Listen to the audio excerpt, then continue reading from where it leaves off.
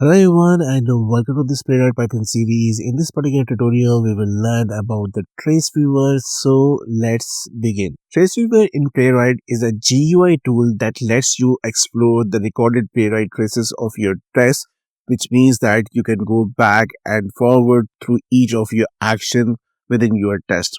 And you can visually see that what was happening during each action which you performed during the test. Now, when we are talking about this trace viewers, so in order to record the trace, so you simply need a flag called tracing, and we need to go with the on. So by default, it's off. You see that? Do not record the trace. We need to on this one to record the trace for each test. And in case if you want the trace for the failures only, right, then you can go with this retain on failure. So record a trace for each test, but remove all the traces for the successful test runs. So the main purpose of the trace viewer here is that when you need to debug your test, why your tests were failing mainly. So you need all the information what was happening during your test. So once the trace has been generated, what you need to do is that you need to open that trace. So there are two ways to open that one. Either you can use the Playwright CLI or you can open in your browser.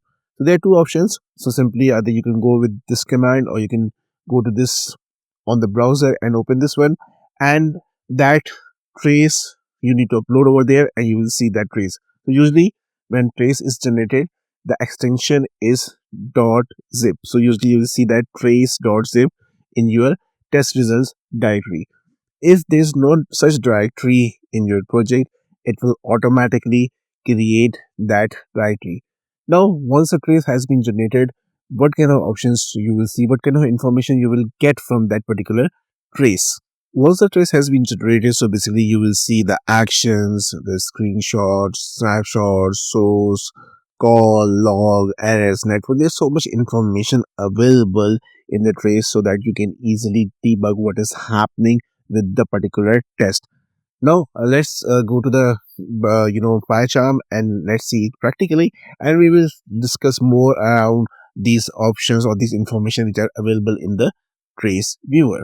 Now we are in the PyCharm. So in order to execute the test with tracing, so simply pytest dash dash tracing equals to on and just press enter.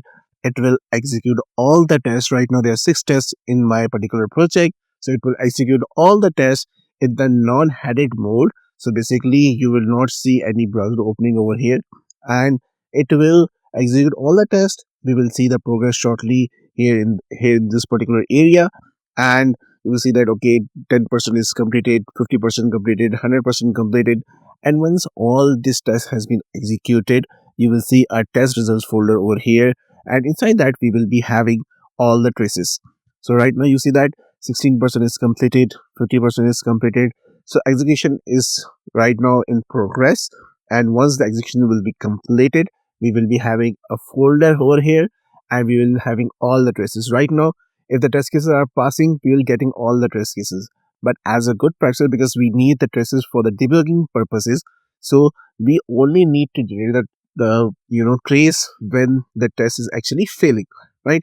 But right now, this generate a trace for every execution, and let's understand the trace. So once this execution will be completed, this is completed now, and here if we refresh this project over here, and you see that we have now this test underscore results folders over here, and we have a trace file trace.zip for every test case which got executed regardless this passed or failed. Now in order to open the trace, so simply what you need to do is that playwright show dash trace, then the name of the folder slash the file name slash trace.zip. So we need to provide this information till here now. Okay, and now press enter. It will open a trace viewer screen over here. Now this is a trace for this particular test over here, and here there are multiple areas. So the first thing you need to know about is the actions. So whatever the actions you have performed, you will see all the actions over here. Here you see all the locators which you used in your test. right? And also you see this time, so how much that particular locator actually took time to run. So you need to hover to each action of your test, and visually you can see what was happening at that particular time over here. Now action have, if you go here on the top, so this is basically our timeline where you, if you click on any from here, so it will highlight that particular part from here, right? So you only see this particular area. So at that particular time of execution, what were your tests actually doing, right?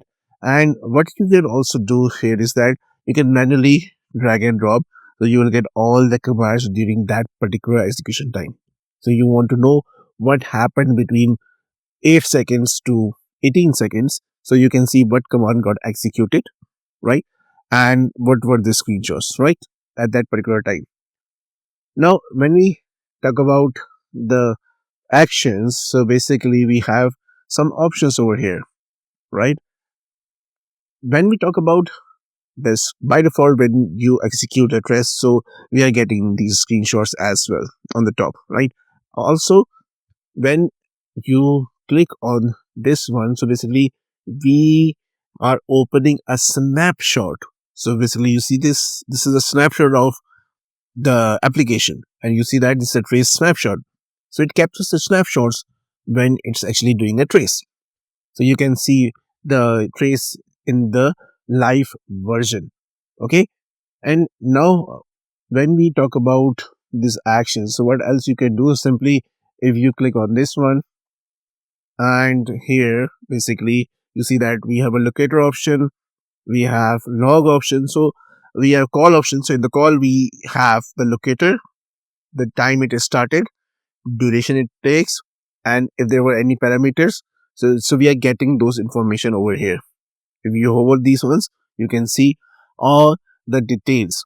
And also when you click on any of the action over here, so you see that we have option like action before and after. So what happened before performing this action and what happened after performing this action. Then we have this option over here.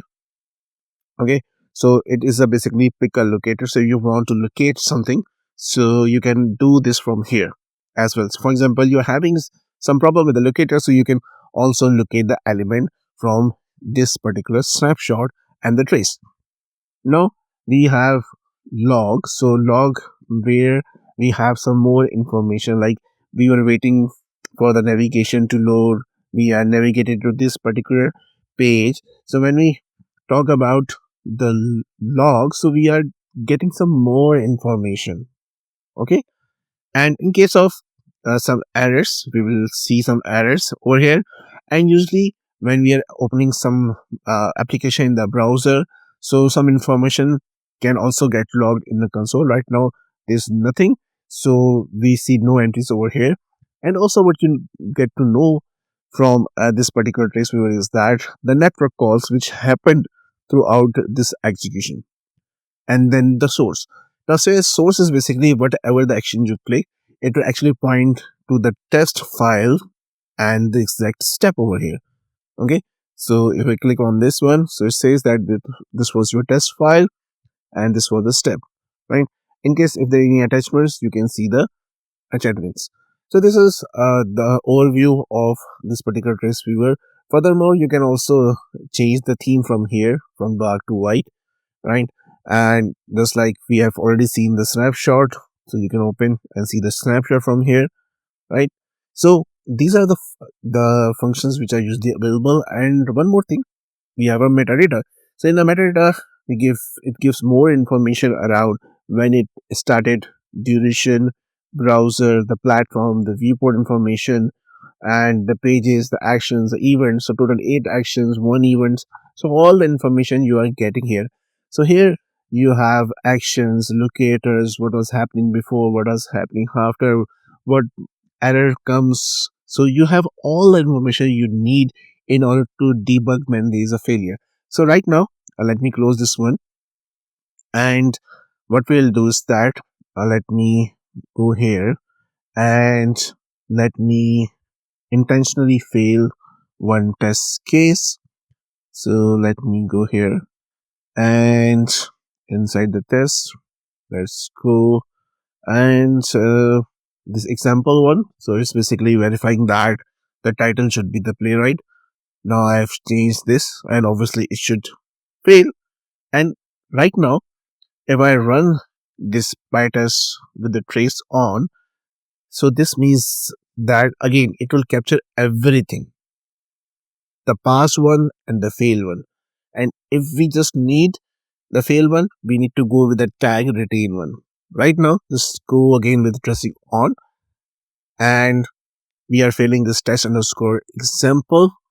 So once that will be failed, here we also see the progress that one test case got failed or two test cases got failed.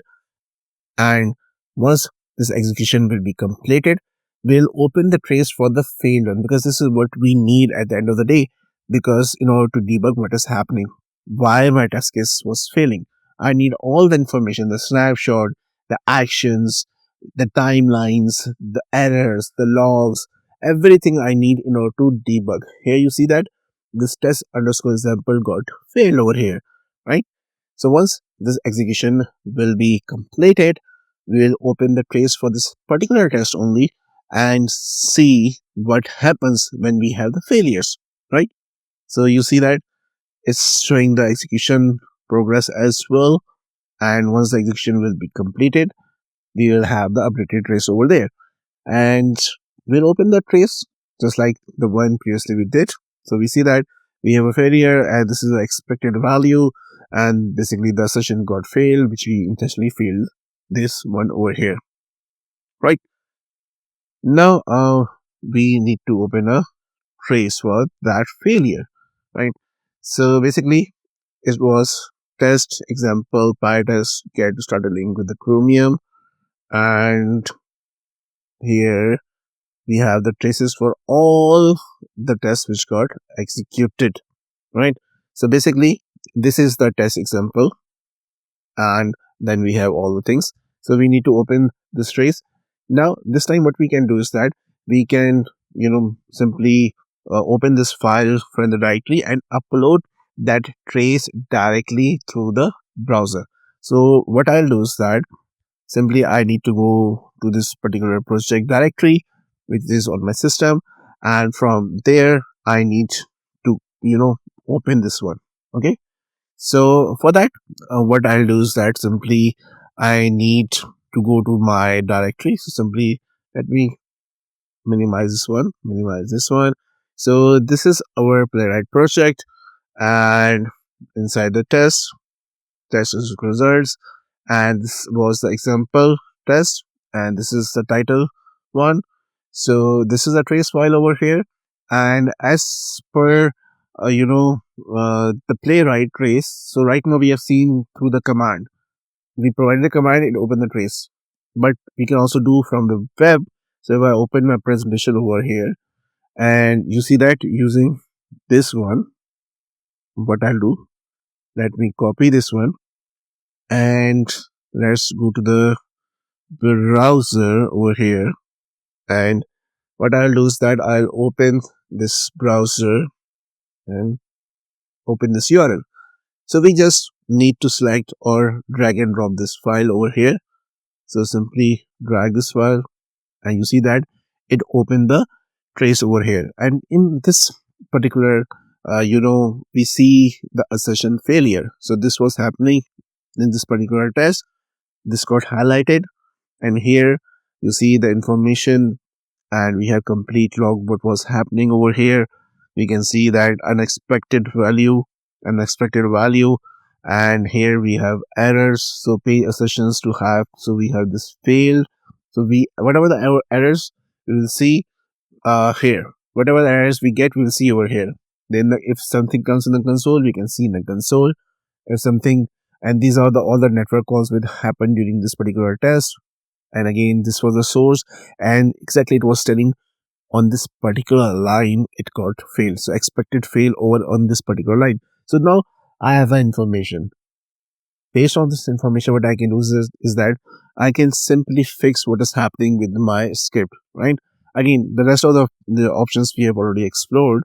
so I'm not going to that one, but I just want to show you what happens in case of failure and what happens when we don't have the failures. Okay, so that's how you can work with the Playwright Trace Viewer to debug your scripts and fix the issues you face during the execution.